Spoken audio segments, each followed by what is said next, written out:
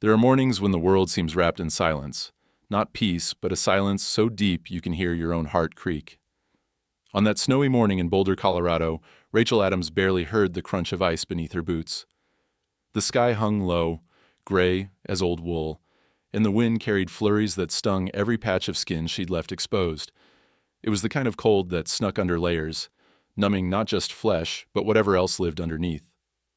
Rows of soldiers in perfect formation flanked the burial ground, their uniforms sharp, boots polished so bright the snow seemed to retreat around them.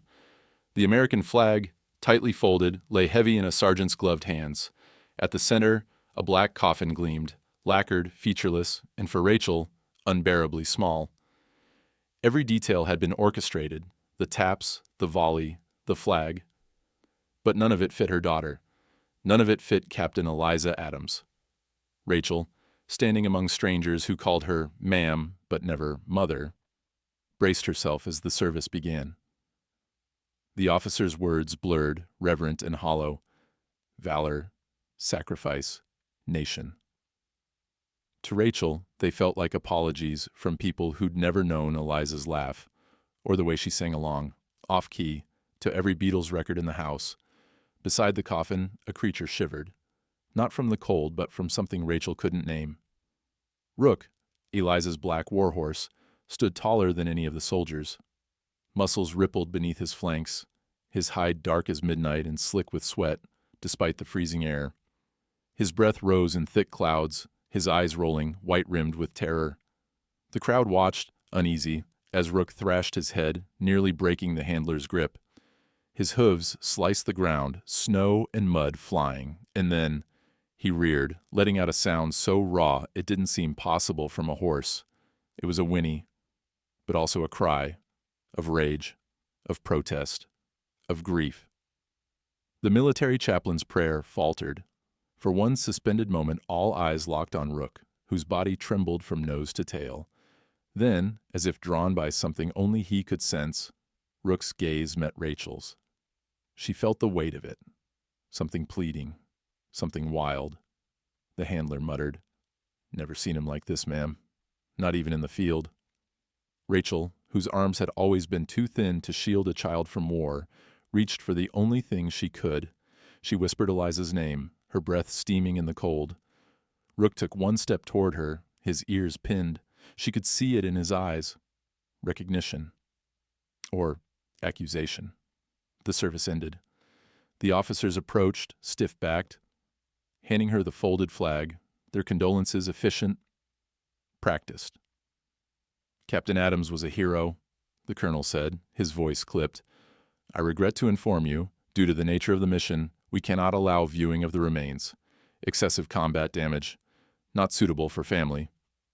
Not suitable for family, the words echoed, empty as the grave they filled. They told her Rook was unstable, unfit for further service. "He'll be retired, Miss Adams," one officer said, avoiding her eyes. Rachel didn't hesitate. "I'll take him," she replied, voice sharp with a note she hadn't intended. It was the only thing that made sense. Eliza's last partner, the last living thread. By late afternoon, the snow thickened. Rachel drove the empty county roads with Rook boxed in the trailer behind her, every mile weighed down with memories. At home, the silence was louder than ever.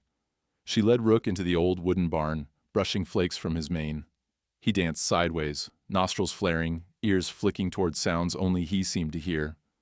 She wrapped him in an old blanket, stroking the place where his neck met his shoulder. Eliza always said that's where he liked it best. "You're safe, boy," she whispered. But even as she said it, she heard the tremor in her own voice. Later, in the half-light, Rachel moved to store Rook's gear. The saddle was heavy, stiff with wear, still flecked with sand and desert dust. As she laid the blanket aside, her fingers brushed against something hard sewn into the seam. Frowning, she worked it free. A small metal tag, cold and unfamiliar.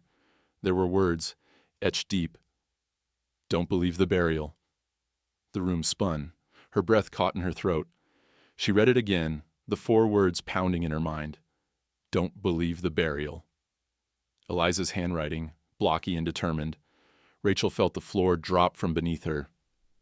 Rook Restless, began pacing his stall, left, right, always turning back to the door as if guarding against a threat only he could smell. Every so often he'd pause, at nostrils twitching, eyes fixed on Rachel with an urgency that unsettled her. Night fell.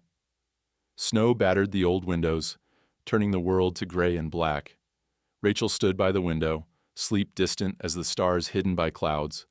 She clutched the metal tag, her fingers numb. Outside, Rook circled his stall, head high, never settling. Rachel watched him through the glass, her mind racing, haunted by memories. Eliza's last hug at the airport, her father's vanishing years ago, the promise that she'd come home. Always. Always the promise. Rachel pressed her forehead to the cold glass, whispering into the void, "Where are you?" Somewhere in the barn, Rook stopped pacing. He let out a low whinny, a sound both warning and comfort. The night stretched on, filled with questions that clawed at the edges of Rachel's heart, and for the first time since the funeral, grief and suspicion twisted together, refusing to let her rest. Rachel sat hunched at her kitchen table, the small metal tag spinning slowly between her trembling fingers. The words, "Don't believe the burial," replayed in her mind like a skipping record. Each repetition chiseling away at her grief and exposing a raw edge of suspicion she hadn't dared to examine. Outside, the dawn cracked open behind a gauze of gray clouds, snow melting in streaks across the frozen yard. Rook's hooves thudded quietly in the barn, steady as a heartbeat. She wondered if she'd ever feel that kind of steady again. Rachel's phone buzzed, a name flashing across the screen she hadn't seen in months. Nina Scott. Nina had been Eliza's roommate at Fort Bragg, a whip-smart paralegal who'd turned down a commission to work for a military defense law firm. Rachel hesitated, then answered, "Rachel? It's Nina. I heard about the funeral. I'm so sorry." Rachel felt the old ache pulse behind her ribs. "Thank you. She stopped, uncertain, then blurted, "Something's wrong, Nina. They wouldn't let me see her. They wouldn't let anyone see her. I found a message from Eliza, hidden on Rook. It says not to believe the burial." There was a moment of silence on the line. Rachel imagined Nina's mind working the problem, gears spinning. "I can be there in 2 hours," Nina said quietly. "Don't talk to anyone else. Lock your doors." Rachel's hands shook as she set the phone down. She stared at the folded flag still lying across her table, its sharp corners at odds with the tangled chaos in her mind. Underscore, underscore, underscore, underscore, underscore, underscore, underscore, underscore, underscore, underscore, underscore, underscore, underscore, underscore, underscore, underscore. Nina arrived, mid-morning, a figure bundled in a green military jacket, eyes darting as she surveyed the Adams' modest house. She greeted Rook with a gentle rub on his nose, and the big black horse relaxed, if only slightly, beneath her touch. They sat together in Rachel's kitchen, mugs of coffee growing cold between them. Rachel slid the metal tag across the table. Nina studied it, frowning. She must have known you'd be the only one to notice, the only one who'd listen. Rachel's voice cracked. "They wouldn't let me see her, Nina. They said the body was too damaged, but that's not—" "Eliza wasn't reckless. She never has been." Nina nodded, her jaw set. "I know, and I don't trust a single thing coming out of command about this." She leaned in. "Rachel, do you still have the funeral home details?" Rachel pulled the thin pamphlet from her purse, hands unsteady.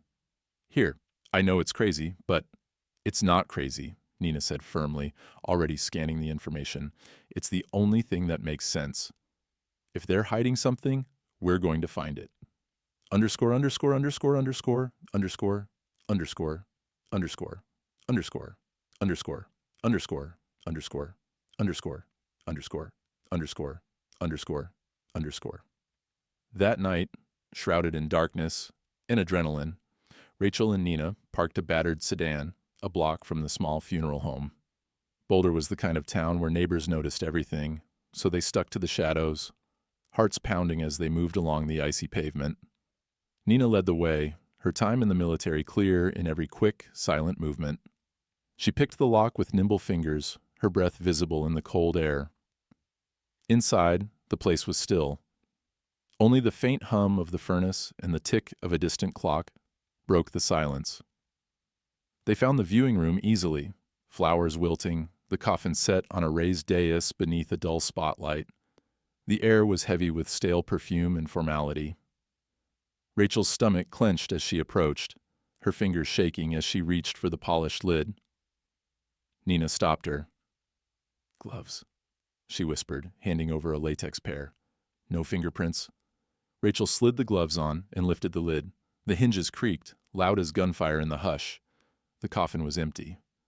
Rachel gasped, backing away as if she'd seen a ghost.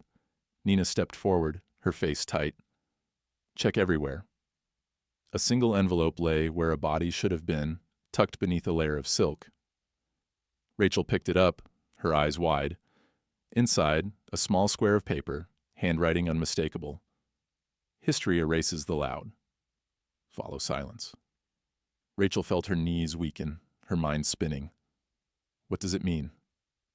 Nina's voice was low, almost reverent. "It means Eliza knew someone would come looking. It means she's left us a trail." Outside, a low, muffled neigh cut through the night. Rook, tied up beside the rear exit, pawed at the frozen ground, his ears flicked back. It wasn't panic, more like a warning or a signal. Nina pressed a hand to Rachel's shoulder. "We need to go. Now." As they slipped out the back, Rachel's memories crowded in. Eliza's careful way with words, her habit of writing secret notes in the margins of her childhood books, the way she always kept her fears to herself. Was this her daughter's way of calling for help? Or a final goodbye? Underscore, underscore, underscore, underscore, underscore, underscore, underscore, underscore, underscore, underscore, underscore, underscore, underscore, underscore, underscore, underscore. The drive home was silent, except for the steady whoomp of Rook's hooves against the trailer. Rachel's mind drifted back, unbidden, to another loss, the one that had never healed. 18 years earlier, Dean Adams, her husband, had vanished during a classified operation overseas. The Army had brought her a flag too. The same empty words. No body then either, just silence and the sound of Eliza, age 12, crying herself to sleep in the next room. Rachel's breath fogged the window. How many times can one family be erased by history, she wondered. As they pulled into the drive, Nina reached into her coat and pulled out her phone. "I didn't tell you this earlier, but I started digging as soon as I heard. Eliza called me. 3 times. The voicemails are strange." She pressed play. Eliza's voice, usually steady, was frantic, coded, chopped by static and fear. "Nina, listen, don't believe. If something happens, the foundation, it's not another burst of static. Then, they're watching. If you find Rook, follow him." Silence is cut off. No goodbye. No explanation. Only terror and urgency. Rachel's blood ran cold. She was alive. She was alive after they said. Nina looked her dead in the eyes. "Rachel, I'm telling you, she may still be alive now. If she trusted Rook to get you that message, then he's the next clue. We just have to listen." Outside, Rook let out a long, low breath, stamping once in the snow. For the first time since the funeral, Rachel felt something other than grief. It was small, raw, but undeniable. Hope. She looked at Nina, resolve settling in. "We're not stopping, not until I know the truth." Nina nodded, her eyes fierce. "Then let's get to work." As the clock ticked toward midnight and the wind howled through the empty Colorado night, Rachel Adams realized that for the first time since she'd lost her daughter, she wasn't alone. And this time, she wasn't letting silence win. The cold Colorado morning crept in through every crack of Rachel's old farmhouse, turning breath to vapor and nerves to wire. She barely slept. Each time she closed her eyes, she saw that empty coffin, that cryptic note, her daughter's frantic voice still echoing in Nina's voicemail. Outside, the snow had stopped, but the sky hung heavy, and the air buzzed with something Rachel couldn't name. Fear, anticipation, or both. Nina brewed strong coffee and read through her military contacts list again and again, searching for patterns, old names, familiar ghosts. Rachel paced the floor, restless, her mind darting from one memory to the next. She kept glancing out the window at Rook, who moved restlessly in the paddock, nostrils flaring, black coat shining against the white ground. "I don't like this quiet," Nina muttered, pulling on her boots. "Feels like we're being watched." Rachel nodded, her hand unconsciously brushing the metal tag Eliza had hidden. "It's too quiet, like after a storm, when you're waiting to see what's left standing." Nina looked up, voice low. "We need a safe place. Somewhere off-grid. Did Eliza ever mention a fallback location? A place she felt safe?" Rachel's mind flickered to stories Eliza used to tell. Weekends in the mountains, long rides on Rook through forested trails, laughter echoing off the walls of a crumbling lodge. "There's an old training lodge up north, near Twin Lakes. Eliza used to go there when she was on leave. Said it was her retreat. No cell service, just radio. If we can make it there." A loud, unexpected knock cut her off. Both women froze. The knock came again, insistent, harder this time. Rachel exchanged a look with Nina, who slid a small pistol from her coat pocket. She mouthed, "Get Rook," then crept toward the door. Rachel hurried to the barn, heart hammering, fingers numb with cold and dread. As she approached, she saw two men outside the gate, both in crisp military uniforms. Their faces were wrong, though. Too smooth, eyes cold, voices clipped and flat as they called, "Miss Adams, may we speak to you? Just routine follow-up, ma'am."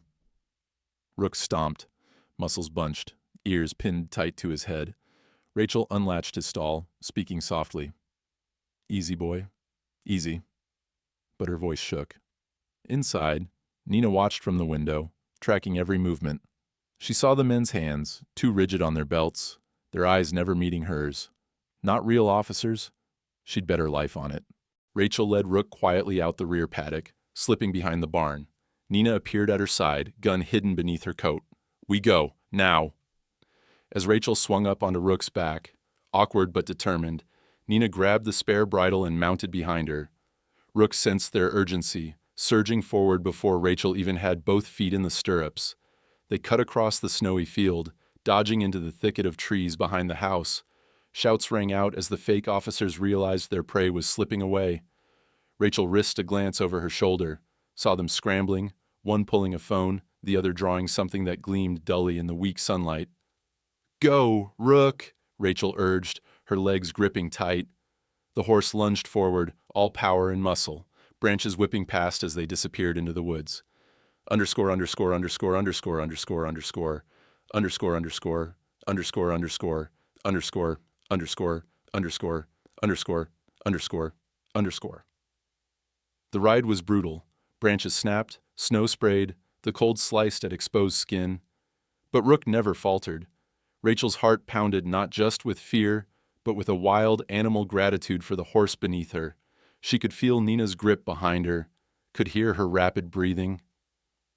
It took them 2 hours of rough riding, zigzagging through frozen woods and up narrow trails, to reach the old training lodge. The building was half buried in snow, windows frosted over, a sagging roof lined with icicles, but it was empty. No tracks, no sign of recent visitors. They slipped inside, dragging the heavy wooden door shut behind them and bolted it with a length of chain. Rachel sank to the floor, arms wrapped around her knees, while Nina did a quick sweep, checking each dusty room, pistol raised. Satisfied, she returned and dropped her gear beside Rachel. "We're clear. For now." Rachel nodded, exhausted, but something in her chest loosened. Relief, or the faintest flicker of hope. Rook paced outside, his breath fogging in the cold air, but he didn't wander far. He circled the lodge again and again, like he was still guarding someone. Or something. Night fell hard. Rachel built a small fire in the stone hearth, the flickering flames barely touching the icy chill in the air.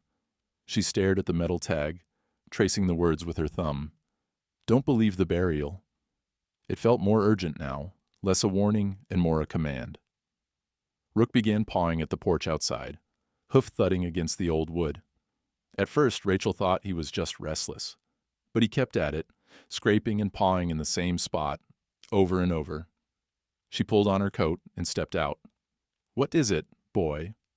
Rook turned, nostrils flaring, then struck the same warped board with his hoof. Once. Twice. He looked at her, eyes burning. Rachel knelt and pulled at the warped board, fingers numb but determined. With a splintering crack, it gave way, revealing a small, waterproof pouch taped beneath. Her hands shook as she pulled it free and hurried inside, Nina at her shoulder. Inside the pouch, a USB drive, a battered topographic map marked with circles and arrows, and, most impossibly, a photograph. Rachel's heart stopped. It was Dean, her husband, older, his beard grayer, his eyes the same. The photo was dated 4 years after he was supposed to have died. Rachel stared, tears blurring her vision. She's alive. She has to be. They both are. Nina grabbed the USB, flipping it over in her palm. We need to see what's on this. But if Eliza left it for you, it's something big, something dangerous. Rachel clutched the photo to her chest, hope and fear warring inside her. She left us a trail. She always did. Nina smiled, a rare, fierce thing. And we're following it, all the way. The wind howled outside, but Rachel didn't hear it. She was already imagining the next move, the next clue, her daughter's voice urging her on. Rook, exhausted, lay down beside the lodge, his massive body blocking the wind. Rachel knelt by him, pressing her forehead against his. "Thank you," she whispered. "We're not giving up." Inside, Nina started up an old laptop with trembling hands. Rachel spread the map on the table, tracing the circles and arrows. One of them pointed straight at Moab, Utah. Another at a canyon near Boulder. Every new detail was a lifeline. Every clue, another step away from grief toward hope. They sat together in the firelight, 2 women, a warhorse, and a trail of secrets waiting to be uncovered, knowing the world outside was dangerous, but trusting, finally, that they were not alone. The old training lodge felt different in the morning, less like a hideout and more like a launching pad. Dawn filtered through cracked glass, turning the frost into shards of color, painting Rachel and Nina's exhausted faces in shades of pale blue and gold. Rook, still alert but calmer, stood near the entrance, his silhouette black against the lightening sky. Rachel huddled at the scarred wooden table, map spread before her, eyes tracing the inked circles Eliza had left. Her fingers hovered over the USB drive they'd found. Eliza's last message, or maybe Dean's, or both. Nina, sharp and restless, had managed to boot up an old dusty laptop scavenged from the back room. The battery was dying, but the moment they'd been waiting for was here.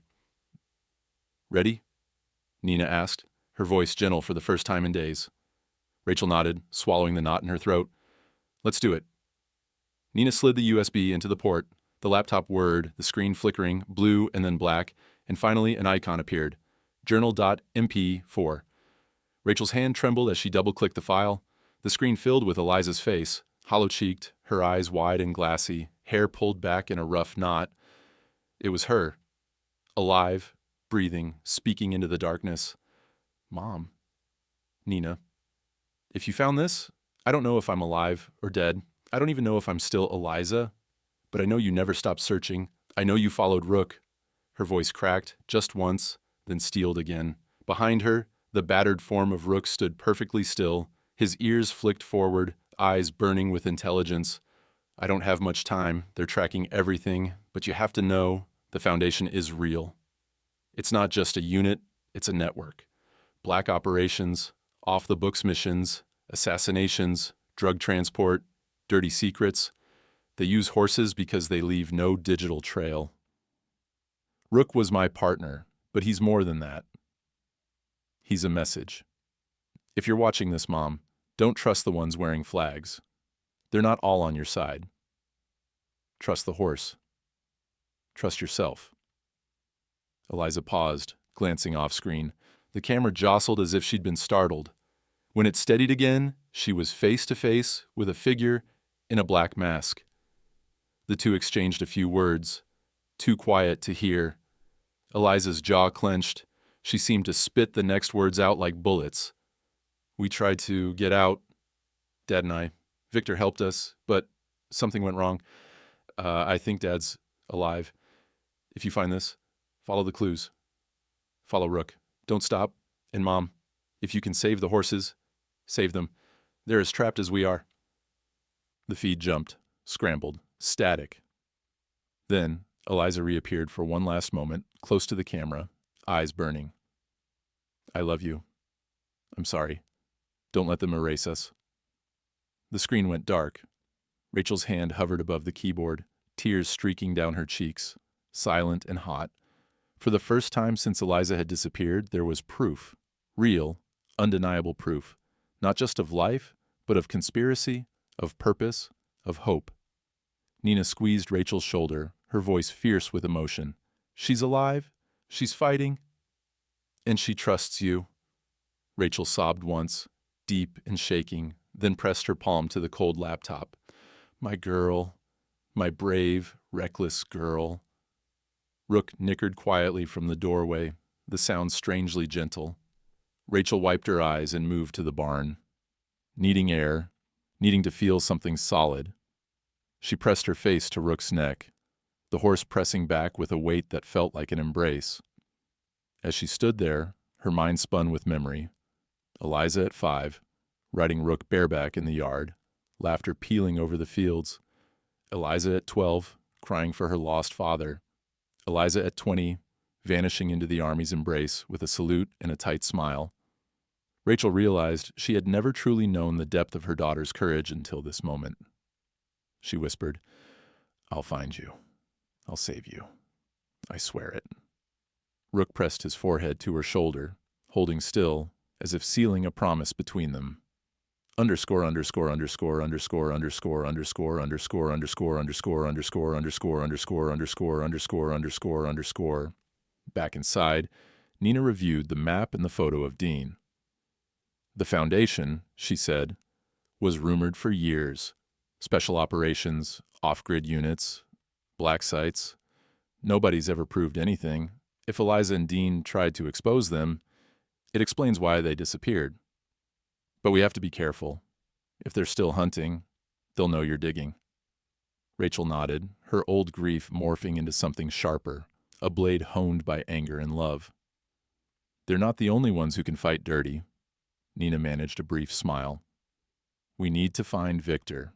If he helped Dean and Eliza, he's our only shot at the truth. The map points toward Moab, Utah. I'll handle logistics, fake our names, ditch the phones. You focus on Rook. He's the key. Rachel reached for her daughter's notebook, the one she'd kept since high school. She flipped to the back page, remembering how Eliza always doodled codes, mazes, maps. She began to decode the sequence of numbers Eliza had whispered in the video, cross-referencing them with the map. It was painstaking work, but Rachel's background in linguistics helped. Slowly, she matched the numbers to coordinates, the coordinates to dates, the dates to names. A pattern emerged, an itinerary, a list of meetings, the story of her daughter's escape written in code. Hours passed. The snow melted from the lodge's roof, dripping steady as a heartbeat. Rachel found herself lost in the work, hope swelling with each revelation. She imagined Eliza doing the same, in some dark cell, plotting her escape. Trusting her mother would not let her memory fade. Underscore, underscore, underscore, underscore, underscore, underscore, underscore, underscore, underscore, underscore, underscore, underscore, underscore, underscore, underscore, underscore. As dusk fell, Rachel prepared the barn for the night. Rook followed her every movement, eyes solemn, body tense.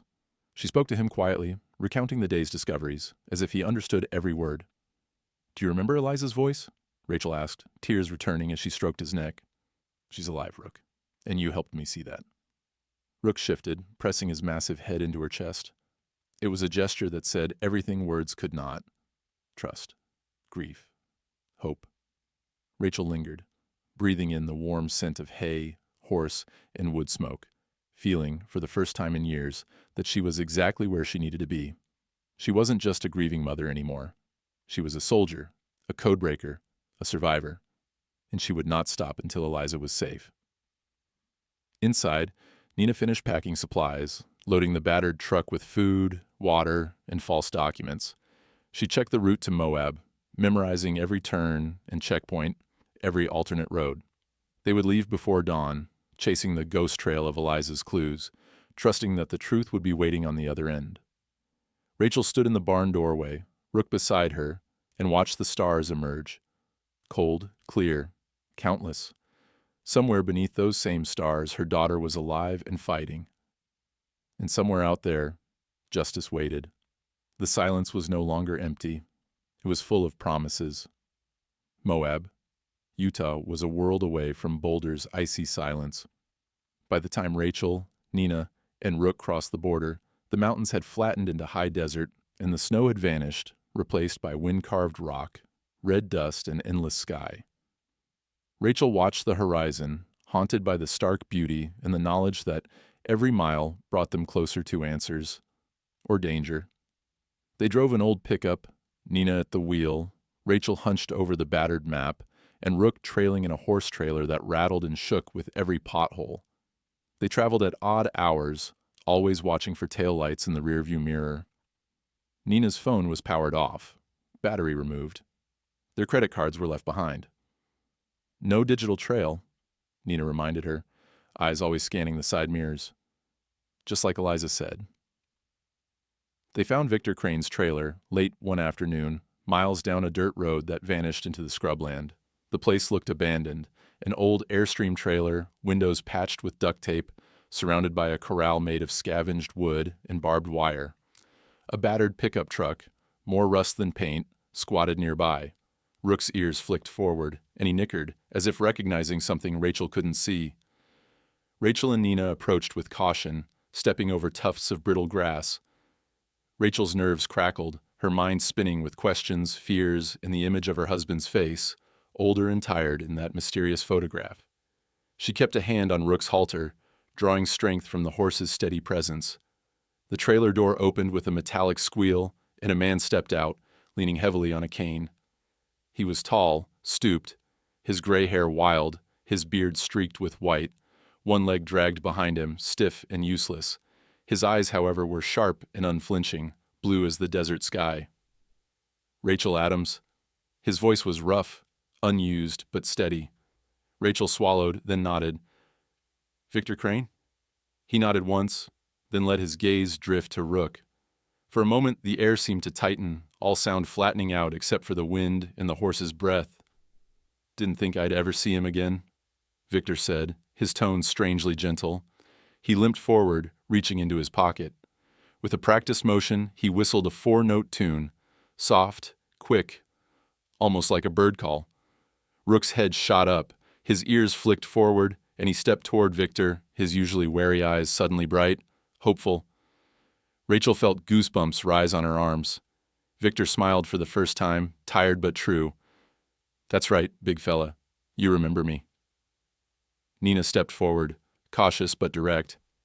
We need answers. About the foundation. About Dean and Eliza. We found your name on a map left by Eliza. Victor motioned them inside. The trailer's interior was cluttered with tools, horse tack, half-finished wood carvings, and a coffee pot that looked like it hadn't been washed in years. Rachel perched on a crate, Nina leaned against the tiny sink, and Victor eased himself onto a makeshift bench, his limp obvious with every movement. Start from the beginning, Rachel urged, her voice trembling between hope and dread. What happened to Dean? To Eliza? Why did they trust you? Victor sighed, the sound heavy with years of secrets.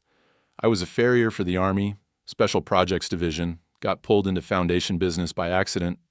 At first, they needed people who understood horses, but not just horses, signals, codes, behavioral tricks. Rook was different from the start, smarter, more loyal than most people I've ever met. He paused, eyes distant. Dean and Eliza, they were planning something, gathering evidence, building a case against the Foundation. Too many missions that weren't on the books. Too many bodies, human and animal, buried where nobody would look. We had a plan to go public, but somebody inside got wind. There was a mission gone bad, an ambush. I broke orders to protect Rook, and they cut me loose. I haven't seen them since. Rachel clenched her fists. Do you know if they're alive? Victor shook his head.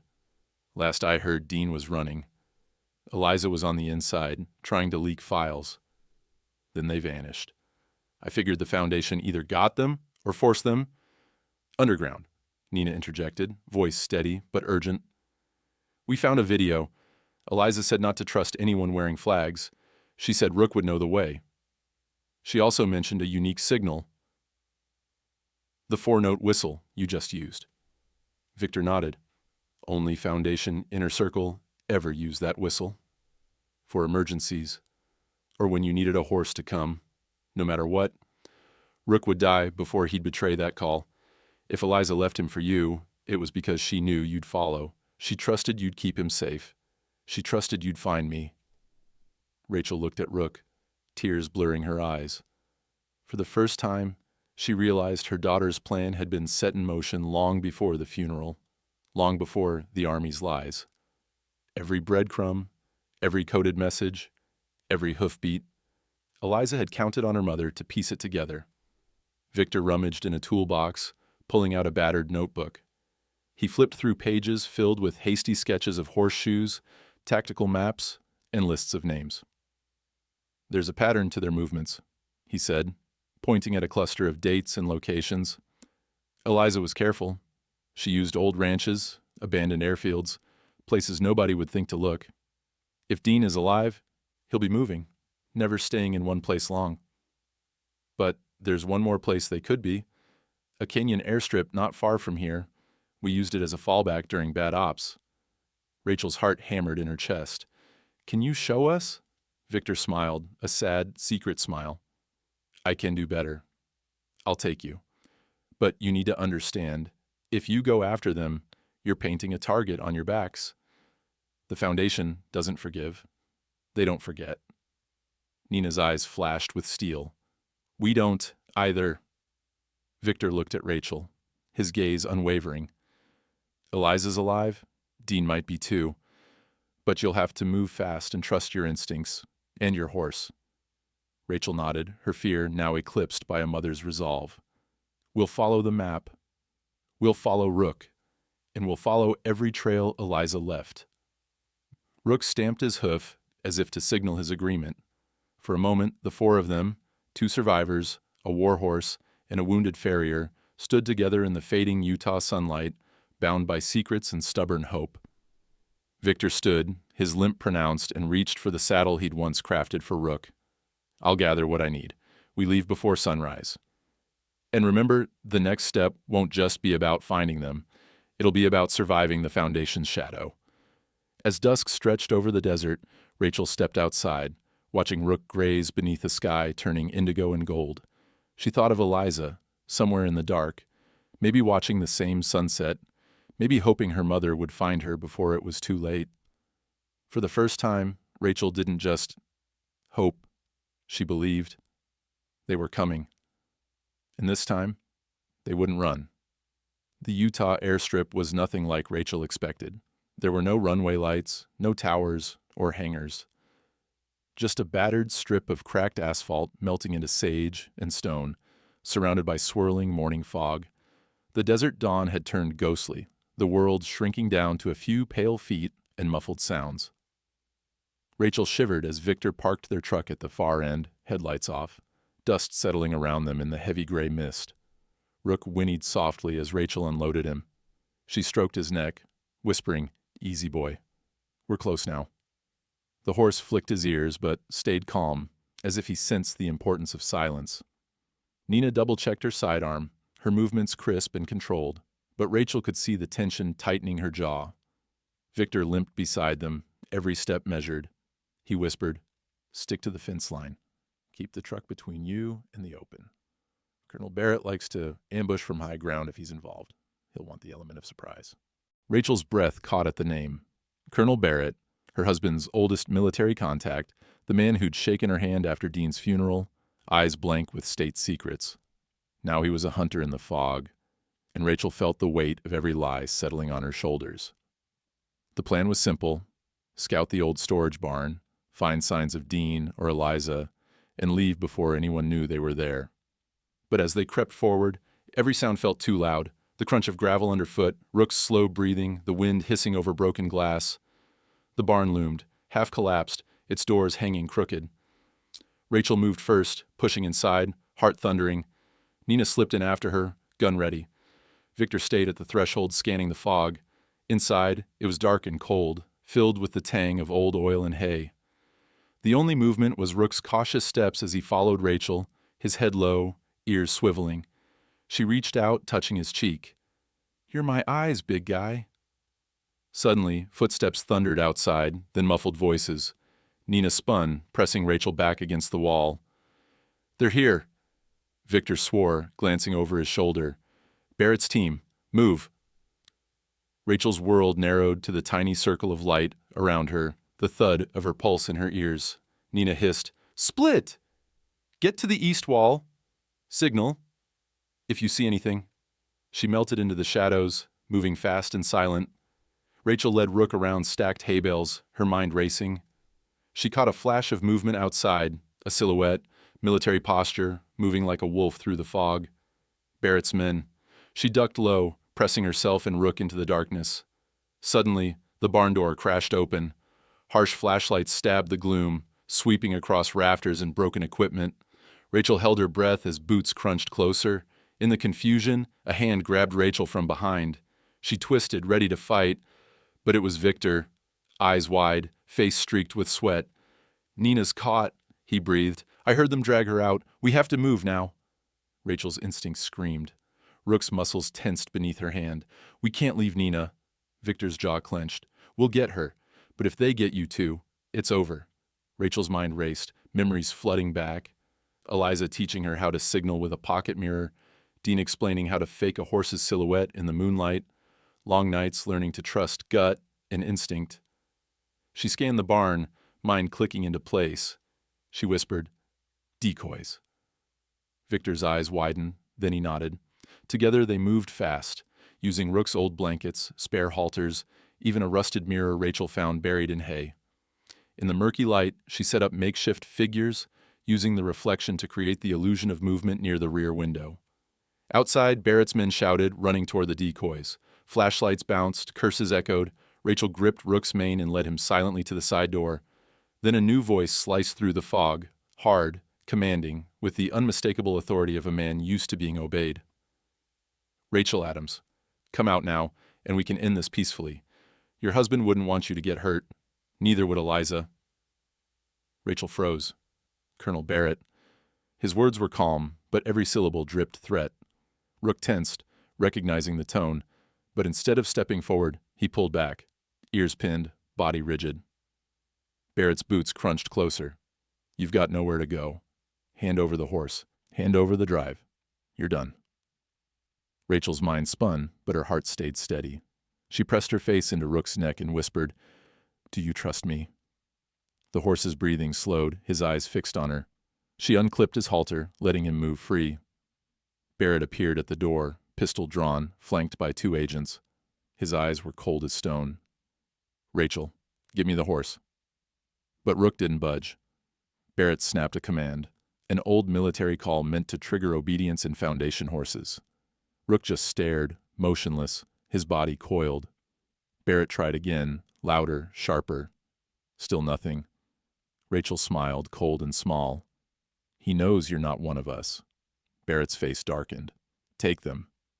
But Rachel was already moving. She grabbed a length of chain, whipping it at a lantern on the far wall, sending sparks and smoke swirling. Rook reared, his shadow filling the doorway. Barrett's men dove aside as the horse barreled through, Rachel running at his flank. Victor grabbed her arm, pulling her toward the fence. "Go! I'll cover you! Find Nina!" Rachel and Rook slipped into the fog, hearts pounding. The world dissolved into gray. Shouts behind them, flashlights bobbing, gunshots cracking the silence. But Rachel trusted her feet, trusted Rook's instincts. They circled back, creeping along the barn's far edge. She spotted Nina, hands bound, guarded by a young soldier with a nervous grip on his rifle. Rachel pressed against the wall, signaling to Rook with a soft click, the same sound Eliza had always used. The horse crept forward, silent as a shadow, until he loomed behind the guard. Rachel hurled a stone across the field. The guard spun, startled. In that instant, Nina dropped low. Rachel tackled the young man, and Rook blocked the retreat. They made quick work of his confusion. Nina grabbed his keys. Rachel gagged him with a rag from her pocket. Nina, breathless, grinned. Knew you'd come. Rachel hugged her quick, then glanced at Rook. He led the way. They melted back into the fog, Victor joining them a few minutes later, limping but triumphant. They moved fast, circling wide, never staying in one place. At last they reached the far fence, hearts hammering. Behind them, Barrett's shouts echoed, furious and impotent. But Rachel barely heard him. She turned to Rook, pressed her forehead to his, and whispered, You saved us. For the first time since Eliza's disappearance, Rachel understood. Trust wasn't in evidence or proof. Trust was in instinct, in the bond she'd built with her daughter, and the horse who carried her secrets. As the fog thinned, Rachel and her battered team slipped into the dawn, hope burning in their chests, ready to chase the next clue, no matter where it led. The sun burned away the last of the fog as Rachel, Nina, Victor, and Rook navigated the ragged canyons beyond Moab. Dust swirled behind their truck, every mile heavier with hope and fear. Rachel held the map tight, her fingers tracing the faded lines and arrows Eliza had left. Victor's directions were precise. Twists, forks, a hidden cattle guard. Until, at last, the canyon yawned open and the remains of an airfield appeared, ghostly and silent under the morning sky. The place looked abandoned to the casual eye. An overgrown runway, tumbleweeds caught on rusted barbed wire, a row of skeletal hangars half swallowed by sand. But to Rachel, everything felt charged. Rook's head shot up, his ears flicked forward, and he let out a sharp, urgent whinny that echoed down the empty tarmac. Dean always said you could feel history breathing out here, Victor murmured, his hand resting lightly on Rachel's shoulder. Let's hope he's right. Rachel's breath caught as she stepped down, the map trembling in her grip. She reached for Rook, running her hands down his muscled neck for courage. Nina stayed close, checking her sidearm, eyes narrow and alert. They moved as a unit, guided by Victor, who limped ahead with practiced caution. The silence was absolute, broken only by Rook's hooves crunching gravel and the distant caw of a raven. The group skirted a field of broken fence, weaving between old fuel drums and shattered glass. It felt as if the world was holding its breath. A shadow shifted in the mouth of the largest hangar. Rook jerked his head, nostrils flaring. Rachel's heart hammered, but she pressed forward, pulling the horse beside her. Victor raised a hand, signaling for caution. They stopped a few feet from the entrance, dust swirling around their boots. Rachel called out, voice trembling but determined. Dean? A long silence. Then, from the gloom, a figure appeared. Thin, limping, shoulders stooped but unmistakably familiar. Rachel's knees buckled at the sight. Dean Adams, older, gaunt, beard streaked with gray, eyes haunted but alive, stumbled forward. For a moment he simply stared, disbelief etched across his face. Rachel rushed forward, tears blurring her vision. Dean! She fell into his arms, sobs breaking loose as she clung to him. Dean held her tight, his own shoulders shaking, and for a few precious seconds the world shrank to the warmth of reunion, the simple miracle of survival. Nina hung back, wiping her eyes with a shaky hand. Even Victor looked away, embarrassed by the intimacy of relief. Dean pulled back, his voice rough with emotion. Rach, you found me. After all this time. Rachel swallowed her tears, studying his face. We never gave up. Eliza, she left us a trail. Rook brought us here. Dean's gaze flicked to the horse, and for a moment the old soldier's stoic mask fell away. You saved her again, didn't you, boy? He stepped forward, running his hand along Rook's neck, whispering words only the horse could hear. Victor cleared his throat. We don't have much time. If Barrett's tracking us, he'll be here soon. We need to know about Eliza. Is she... Dean nodded grimly. She's alive. But she's in more danger than ever. He motioned them deeper into the hangar, out of sight from the open runway. Inside, scattered supplies. Canned food, radios, half-finished maps, spoke of months in hiding. Dean sat, motioning for the others to gather close. After the Foundation burned us, Eliza went underground. She hacked into their transport logs, trying to expose the entire operation. They caught her. locked her in a covert holding facility. Off the grid, somewhere in the canyon complex west of here. She's scheduled for transfer in less than 48 hours. After that, she disappears forever. Rachel gripped his hand, her knuckles white. We have to get her out. Dean nodded. I've been planning a rescue since the moment I found out. I just couldn't do it alone. I needed you. I needed Rook. Victor, voice steady, said, You released Rook on purpose, didn't you? Dean nodded, shame and pride flickering across his face. I knew if I set him loose, he'd find his way to you, Rachel. I figured if you followed the horse, you'd find the trail, even if you couldn't follow the mission. Nina knelt, laying out the battered map and the USB drive on the hangar floor. We have blueprints, access codes, a list of Foundation aliases. If we move fast, we can hit them before the transfer. Dean's eyes shone with gratitude and resolve. You're risking everything for us. Rachel squeezed his hand. We're family. That's what we do.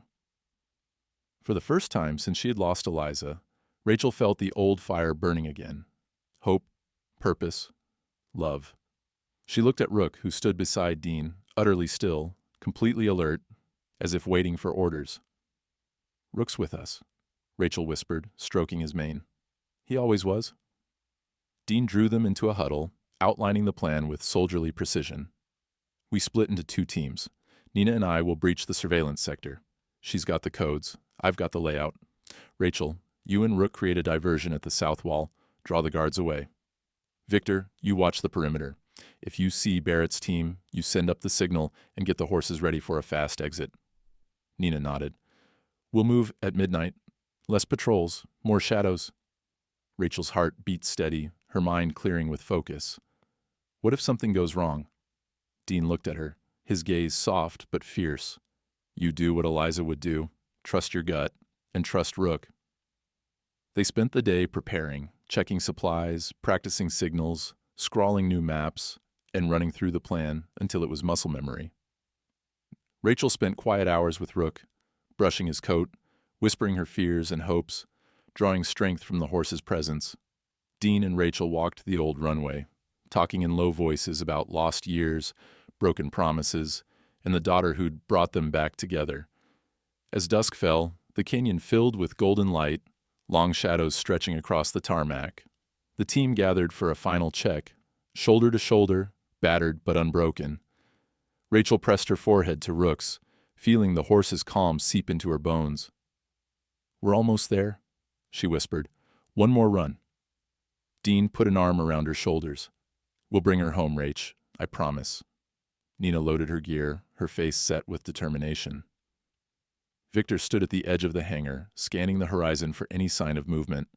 The airfield felt alive with memory and hope, the silence no longer suffocating but brimming with possibility. Rachel realized, for the first time in so long, that her family, broken, scattered, and scarred, was coming back together, forged in the fire of loss and love.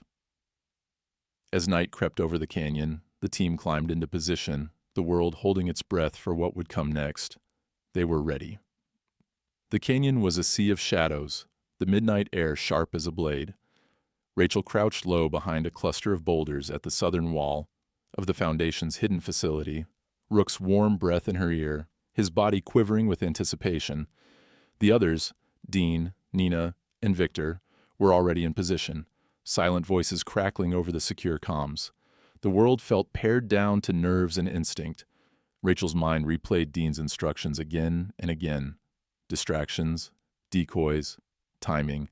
If they missed a single cue, Eliza would be lost forever. Rachel pressed her gloved hand to Rook's neck and whispered, You ready, old friend? The black horse, as if understanding the gravity of the moment, stayed perfectly still, his eyes gleaming with intelligence. Across the canyon, Victor sent the first signal, a subtle flash of reflected moonlight from his pocket mirror. Rachel nodded to herself, adrenaline flooding her system. She tugged Rook's lead and rose from the rocks, heart pounding as she moved into the open, exactly as planned. She didn't have to fake the tremble in her voice as she called out, Hey! You forgot your supplies! 2 guards by the south wall looked up, flashlights bobbing in her direction. As their beam swept over her, Rachel let the anxiety flood her body and stumble into full view.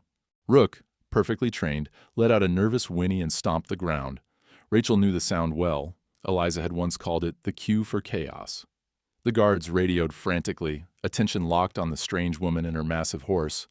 One shouted, "Who are you? This is a restricted zone. Move away." Rachel let herself look lost, bumbling and confused, backing away as the guards closed in. At the same time, she slipped a small glass bead from her pocket and tossed it into the brush. It shattered with a pop, one of Nina's noise traps, setting off a chorus of clicks and rustles in the undergrowth. The guards jerked around, spooked, splitting their focus.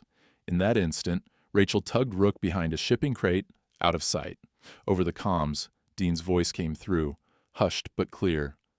"Diversion successful. Nina and I are moving." Inside the facility, Dean and Nina moved like ghosts. They slipped down unlit hallways, past offices that still hummed with computer servers and old paper files. Nina keyed in stolen codes at checkpoints, heart hammering every time a green light flashed. She kept her eyes locked on the blueprint she'd memorized, a maze of security doors, holding cells, and a single, guarded surveillance hub. They ducked past a pair of drowsy guards, barely breathing until the danger passed. Rachel pressed her body flat to the shipping crate, heart in her throat, Rook's flank a steadying presence at her side. She could hear distant shouts as the guards searched the perimeter for the source of the distraction. The horse stayed motionless, perfectly calm in the chaos. Rachel squeezed his mane. "Not yet, big guy." "Almost." Victor's signal crackled once over the comms. "Barrett's team is on the move. I see 3 vehicles coming down the access road." Rachel's gut clenched. Time was running out. Inside, Nina and Dean reached the surveillance sector. Nina pulled a second drive from her pocket and slipped it into the main computer. Lines of code raced across the screen, unlocking feeds, looping camera footage, disabling electronic locks for 60 precious seconds. "You're up," Nina whispered, shoving a tiny earpiece to Dean. They moved fast, weaving through hallways until they reached the holding sector, a series of reinforced doors and a single, dimly lit cell at the end. Dean's hands shook as he entered the override code. The lock released with a hiss. Inside the cell, Eliza lay curled on a thin cot, skin pale, eyes glazed. Her uniform was torn, her wrists bruised from restraints, but she was alive. Dean rushed to her, voice choked. "Eliza." "It's me. Dad. We're here to get you out." Eliza blinked, dazed but alert enough to respond. "Dad?" She tried to sit up, but her body sagged. "How?"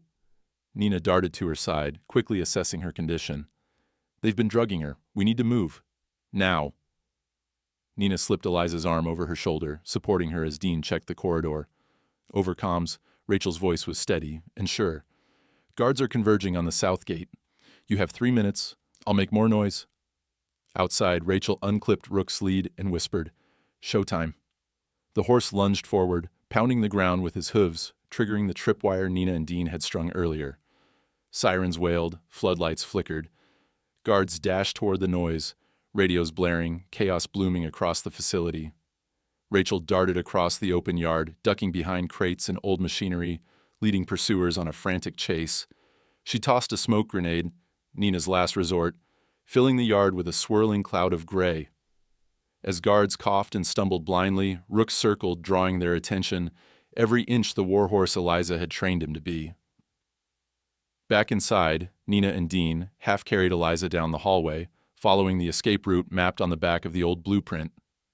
As they reached the exit, Eliza's hand closed around the hidden switch in her belt, the one she'd rigged as a final failsafe. She pressed it. A sharp pulse ran through the building, a localized EMP that fried every digital device in a 100-foot radius. The facility's lights sputtered and died, cameras blinked out, radios went silent. For a moment, there was only the darkness and the echo of chaos. "Now, Eliza, now," Rachel shouted over the comms. Nina dragged Eliza through the exit, Dean covering their retreat with his old service pistol. Outside, Victor waited with the truck, the engine idling. Rachel and Rook galloped to the rendezvous, the horse's eyes wild with adrenaline.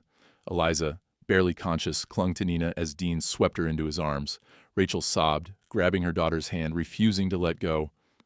"We've got you, baby. We're here. We're not leaving without you." Guards poured into the yard, but Rook reared, blocking their path, eyes blazing in the headlights. For one instant, the black horse seemed larger than life, a wall between the family and the violence behind them. Victor shouted, "In! Now!" They bundled Eliza into the truck, Rachel climbing in after, Nina slamming the door behind them.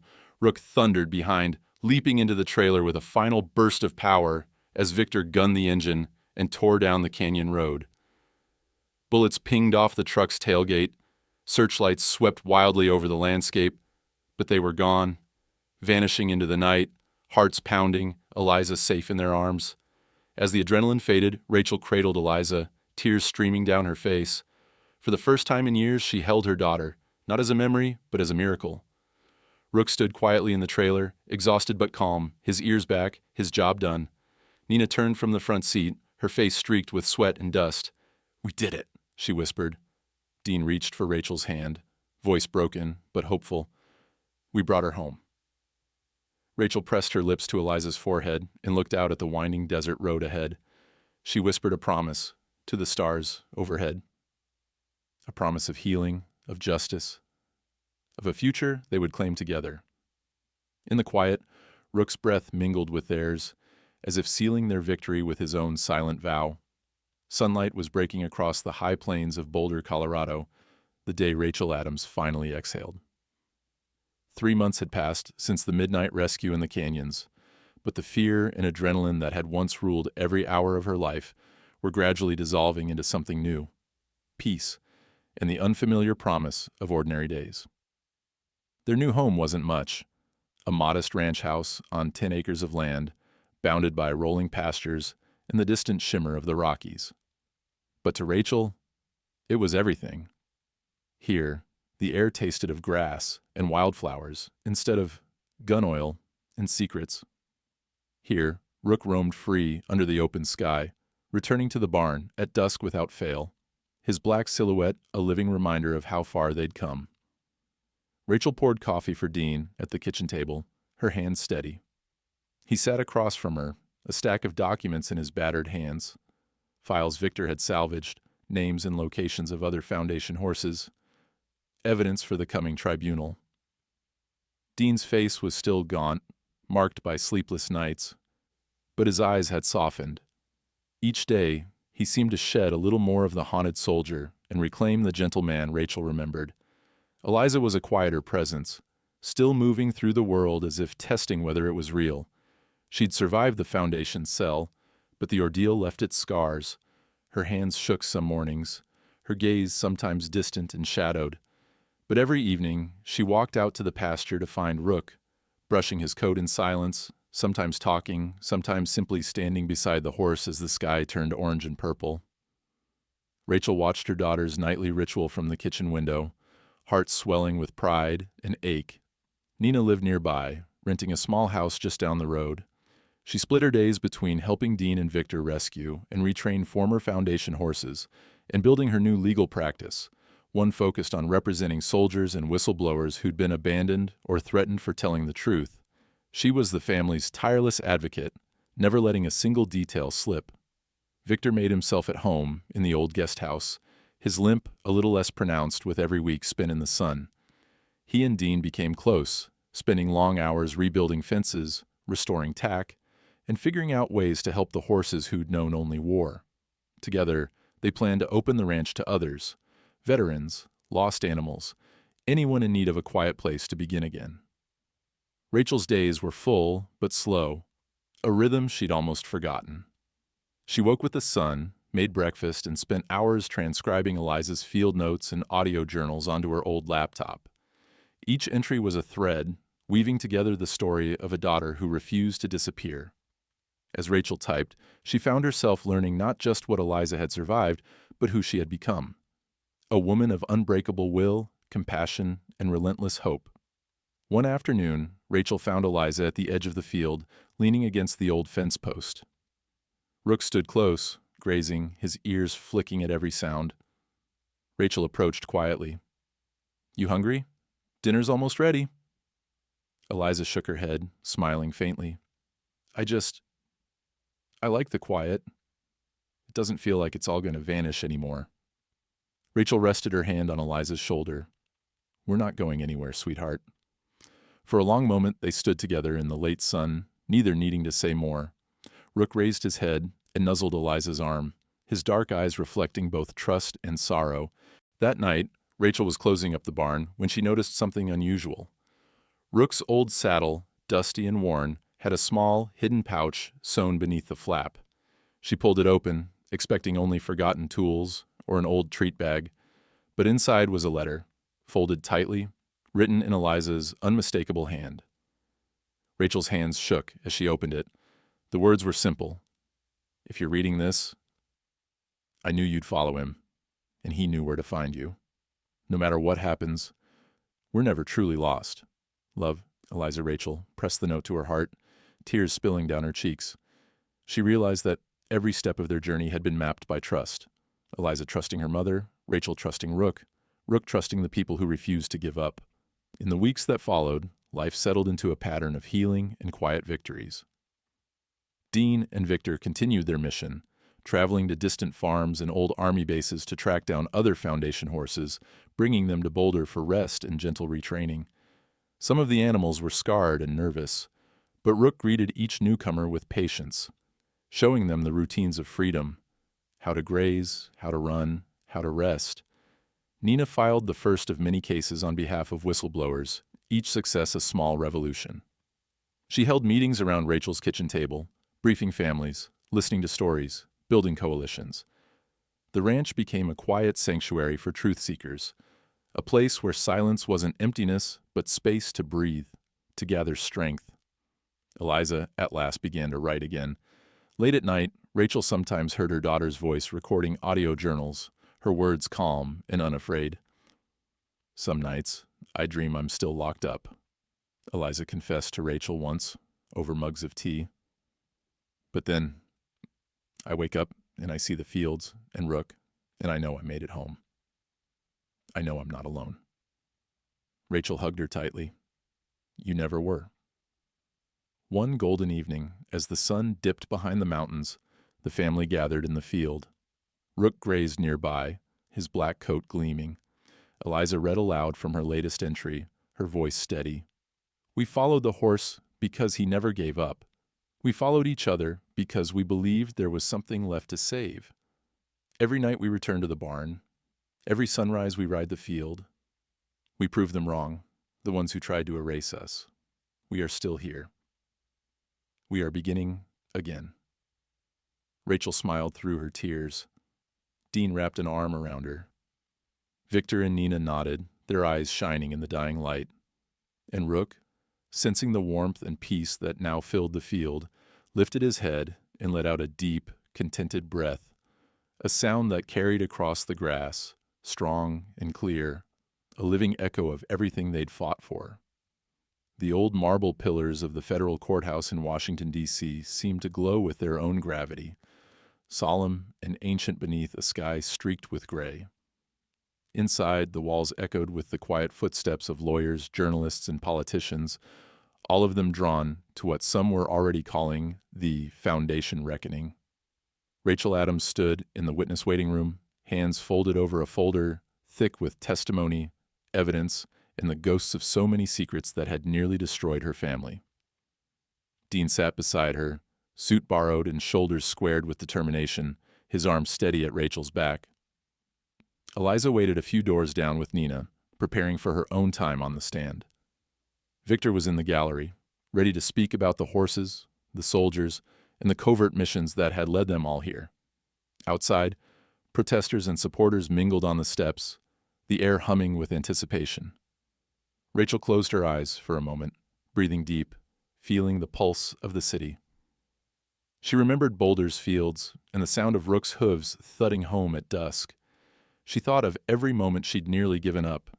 At the funeral, by the empty coffin, during the escape, the rescue, and every sleepless night since. Now, at last, she was here, not as a mother searching for answers, but as a witness carrying the weight of truth. The doors to the main chamber opened, and Rachel was led through the long corridor. The panel of federal judges waited, robes somber, pens poised. Military officials and members of the press filled the benches, and at the front, flanked by security, stood the symbol of the story that refused to die, a great black warhorse, Rook, coat brushed to a mirror shine, wearing a deep red ribbon across his powerful chest. The judges nodded for Rachel to begin. She took the stand, hands only trembling a little, and faced the room. "My name is Rachel Adams," she began, her voice clear and steady, "and I am here because for too long those who spoke the truth were forced into silence. I am here to testify for those who vanished but were never forgotten, and I am here because justice sometimes arrives on four hooves." She told their story, the one the Foundation had tried to erase. She spoke of her husband's disappearance, her daughter's ordeal, of the coded messages, the empty coffins, and the horse who led her out of grief and into the fight for something greater. She read Eliza's words, described Rook's loyalty, and recounted every detail of how courage, family, and quiet persistence had brought them to this moment. When the questioning began, Rachel did not flinch. She met the eyes of every general and senator, every lawyer who tried to muddy the waters. She repeated again and again the core of her testimony. This isn't about vengeance. It's about remembering the ones who didn't vanish, but were erased, and honoring the animals who carried our truth. When her time ended, she looked over at Rook. The horse stood calm and proud, ears flicked toward her, still as a statue. The judge called for a short recess, and Rachel stepped down, emotion flooding her at the applause that filled the chamber. Applause not just for her, but for all the families, the soldiers, and the silent victims who'd waited so long for the world to listen. In the hallway, Dean caught her in a tight embrace. "You did it," he whispered. "You told it all." Eliza joined them, her own testimony finished, her face shining with relief and pride. "You didn't just tell the story, Mom," she said. "You made them feel it." Nina and Victor stood nearby, smiling through tears. "You've given all of us a voice," Nina said, "and you made sure Rook gets his day too." After the hearings, the court issued its findings. The Foundation's crimes were laid bare.